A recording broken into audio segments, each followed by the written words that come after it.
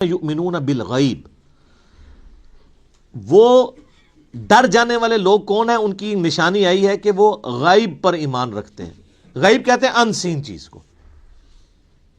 جو غیب پر ایمان نہیں رکھتا اس کے لیے قرآن میں کوئی ہدایت نہیں ہے۔ اچھا، غیب پہ سب نے ایمان رکھا ہوا ہے، لیکن جب ان سے پوچھیں گے تو پتا چلے گا واقعی رکھا ہوا ہے۔ کسی بھی شخص سے اگر آپ پوچھیں کہ یہ جو دنیا کا سارے کا سارا نظام چل رہا ہے، ایک بڑا سسٹمیٹک وے سے چل رہا ہے، یہ آرگنائزڈ ہے۔ اب تو جس طرح سائنس نے ترقی کی ہے، پہلے تو وہ زمانہ تھا لوگ کہتے تھے مٹی سے خود بخود ڈڈو بن کے نکل آتے ہیں، نہ اس وقت لوگوں کو ڈی این اے اسٹرکچر کا پتہ تھا، نہ جینز کا۔ اب تو لوگ کہتے ہیں نا جی نہ جناب، یہ تو پاسبل ہی نہیں ہے، زمین و آسمان کی ساری مخلوقات مل کے مٹی سے ڈڈو نہیں بنا سکتی، یہ بنانے سے بن رہا ہے، انڈے میں سے چوزا بنانے سے نکل رہا ہے۔ تو یہ اتنے آرگنائز چیز ہے، وہ کہتے ہیں نہیں جی کوئی ایک سپریم بینگ یا کوئی سپر نیچرل ایجنسی ہے جس نے ہر چیز کو ایک ٹریک کے اوپر چڑھایا ہوا ہے کہ ایک بیج بوتے ہیں 6 ارب گنا بڑا درخت بن جاتا ہے۔ اس بیج کے اندر جو زندگی ہے، پھر اس کے اندر کس طریقے سے وہ پرفارم کرتا ہے، پتے پھر پھول نکلتے ہیں، پھر پھل بنتا ہے، پانی کے ذریعے کیا کچھ ہو رہا ہے، یعنی ایک تو ایک ٹاپک ہے، اس پہ گھنٹوں بولا جا سکتا ہے۔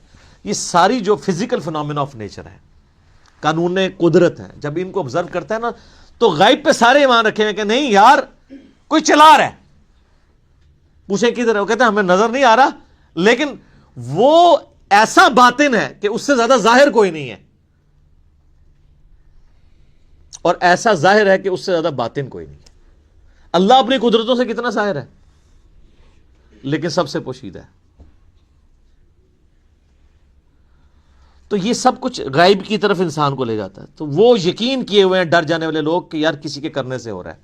یہ جو ہارمنی ہے یونیورس کے اندر، سر اب جو کچھ ہمیں پتہ چل رہا ہے سائنس کی برکت سے، تو انسان پریشان ہو جاتا ہے کہ یہ نظام چل رہا کیسے ہے۔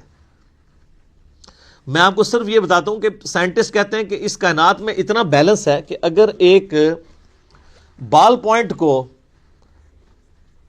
اس کی نوک پہ کھڑا کر دیا جائے، یہ پاسبل ہے کہ نوک پہ کھڑا ہو جائے؟ بہت ہی زیادہ کوئی سوفسٹیکیٹڈ بیلنس ہو تو یہ پاسبل ہے، اور یہ 1 ارب سال یوں کھڑی رہے، گرے نا۔ اس سے زیادہ بیلنس جو ہے نا وہ اس کائنات میں ہے، اور یہ balance millions of fine tunings کے ساتھ چل رہا ہے۔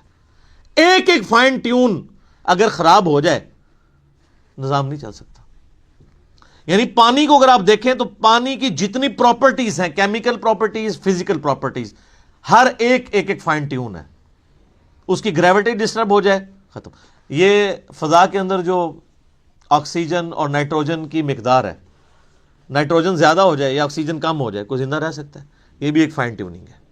سورج کا زمین سے فاصلہ، یہ بھی فائن ٹیوننگ ہے۔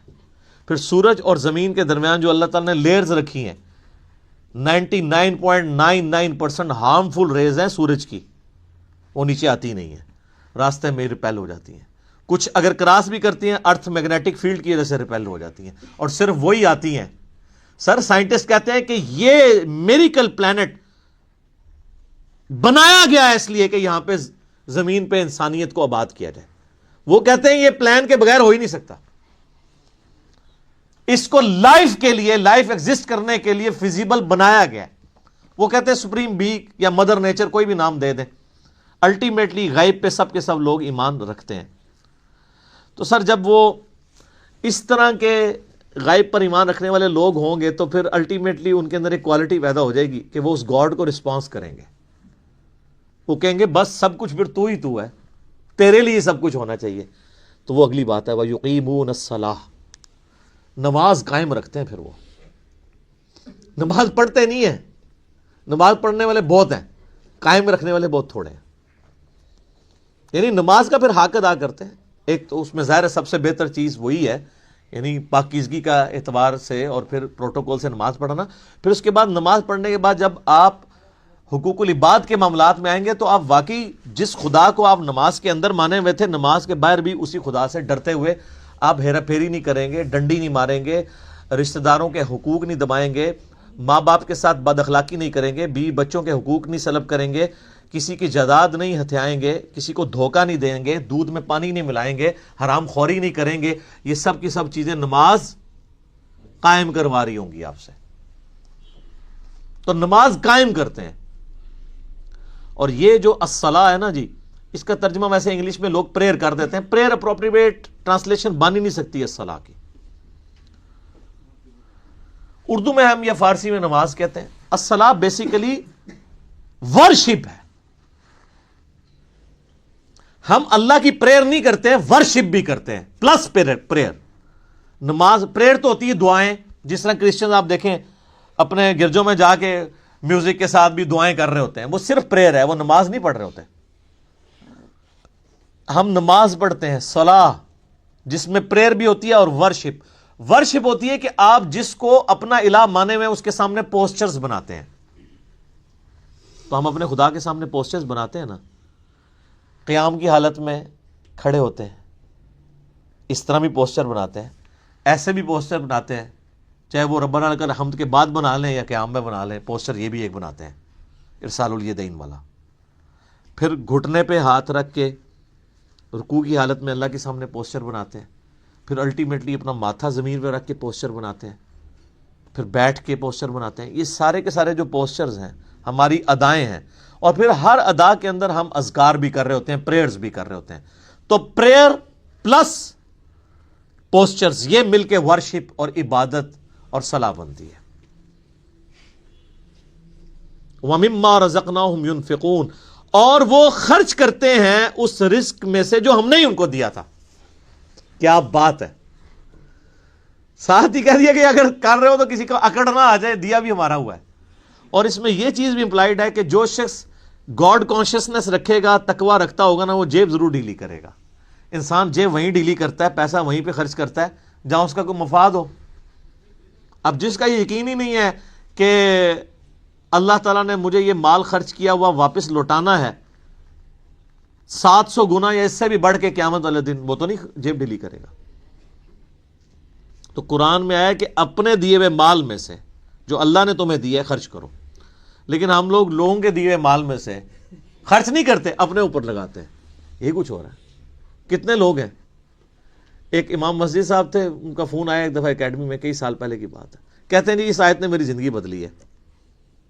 کہتے ہیں میں نے جب قرآن ترجمے سے پڑھنا شروع کیا نا، تو میں جب اس آیت پہ پہنچا تو ادھر ہی میں رک گیا. میں نے کہا میں تو لوگوں کے دیے ہوئے مال کو اپنے اوپر خرچ کر رہا ہوں. تو قرآن تو کہتا ہے کہ وہ ہمارے دیے ہوئے مال میں سے اللہ کی راہ میں خرچ کرتے ہیں. کہتے ہیں اس دن میں نے طے کیا کہ میں نے کوئی تنخواہ نہیں لینی، فی سبیل اللہ نمازیں اور قرآن لوگوں کو پڑھانا ہے. اور جو میرے اپنا کوئی میں نے سورس آف انکم مینیج کیا، میں اس میں سے نکال کے اللہ کی راہ میں دیتا ہوں. یہاں آپ دیکھ لیں علماء کتنی لگژریس لائف انجوائے کر رہے ہیں. اور نام لیتے ہیں جو بیت المال سے تو خلفۂ راشدین کا خلیفہ بھی وظیفہ آتا تھا. خلفۂ راشدین کا وظیفہ یہ آتا تھا کہ آپ جناب لینڈ روور گاڑیاں خریدیں اور 4 پیچھے وہ باڈی گارڈ بٹھائیں جو ایک وقت میں 2 کلو چھوٹا گوشت کھا جاتے ہیں. سر خلفۂ راشدین تو سوکھی کھانے والے تھے. ایک عام مہاجر کا جو وظیفہ تھا وہ خلفۂ راشدین کا لگا ہوا تھا. ہم نہیں کہتے امام مسجد کی تنخواہ حرام ہے، ہم کہتے ہیں پھر سبسسٹنس لیول پہ آخرت بھی لینی ہے. دوویں جانے مٹھے باہو نہ،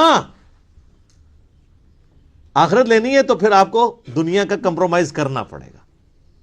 سبسسٹنس لیول پہ بالکل ٹھیک ہے، ہم کبھی بھی اسے کنڈم نہیں کرتے. میں جو مولویوں کے چندے اور قربانی کی کھالوں کی مخالفت کرتا ہوں نا، اس سے مراد کبھی بھی میرا یہ نہیں ہے. میں تو شروع سے یہ کہہ رہا ہوں کہ جو دین کے لیے وقف ہیں ان کی جو فائنانس ہے وہ باقی مسلمانوں کا کام ارینج کریں. میں اختلاف یہ کرتا ہوں کہ اس کے اوپر یہ جدادیں جو بنا رہے ہیں اور جو لگژریس لائف گزار رہے ہیں، اسلام آباد میں ہزاروں امام مسجد آپ کو ایسے مل جائیں گے، چلیں ہزاروں میں ایگزیجریشن ہو جائے گی، سینکڑوں، کہ جو سائیکل پہ آئے تھے آج انہوں نے ہونڈا سیوک رکھی ہوئی ہے، ساتھ ڈرائیور بھی رکھے ہوئے ہیں. ان کی کوئی فیکٹری نہیں ہے، کوئی دکان نہیں ہے. اللہ کا فضل ہے. اللہ کا فضل یہ ہے کہ ایک مسجد پہ وہ قبضہ کرتے ہیں. وہ آپ اسلام آباد میں تو یہ حالت ہے نا، ابھی اجاڑ زمین پڑی ہوئی ہوتی ہے، سی ڈی اے سے لوکیٹ کراتے ہیں کدھر مسجد بننی ہے، وہاں جا کے وہ ایک چھوٹا سا کمرہ ہو. ہمیں بھی ترس آ رہا ہوتا ہے یار کتنی مشکل ہے. اور نہ پائی بڑی بڑی انویسٹمنٹ کر رہے ہیں، دنیا کی کوئی انویسٹمنٹ کا مقابلہ نہیں کر دی. اجاڑ میں جا کے ایک چھوٹا سا کچا سا کمرہ بنا کے بیٹھ جاتے ہیں. ایک چھوٹا سا وضو خانہ ہوتا ہے، پرانے سے لوٹے، ایک باتھ روم، وہ بھی ٹین کا بنا ہوا. لیکن سر 5-6 سال جب گزرتے ہیں وہاں پہ ایک عالی شان مسجد ہوتی ہے اور ایک بہت بہترین قسم کی رہائش ہوتی ہے.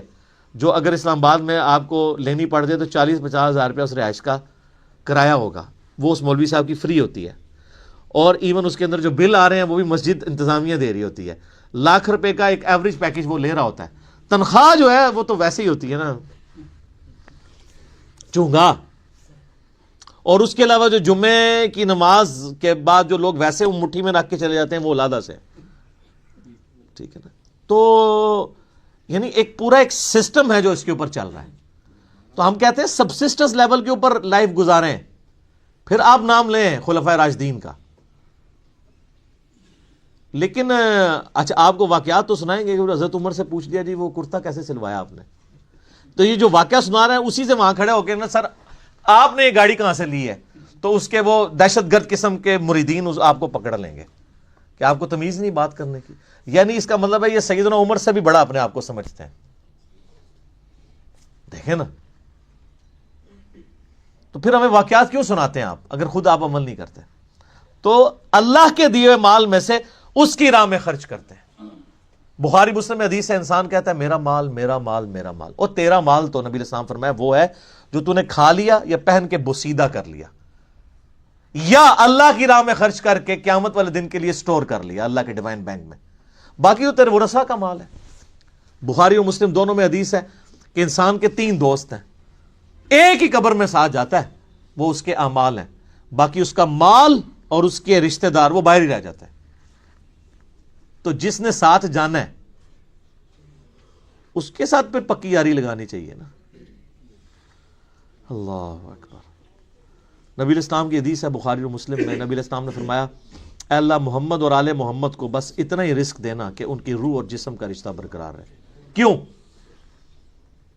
آپ علیہ السلام زیادہ مال کو اوائڈ کرتے تھے، آپ کی فقر کی زندگی تھی اور یہ فقر اڈاپٹڈ تھا. اما عائشہ کہتی ہیں خیبر کے بعد تو وسعت ہو گئی تھی، لیکن حضور کی وفات تک ہماری یہ حالت ہے. بخاری مسلم دونوں میں حدیث ہے.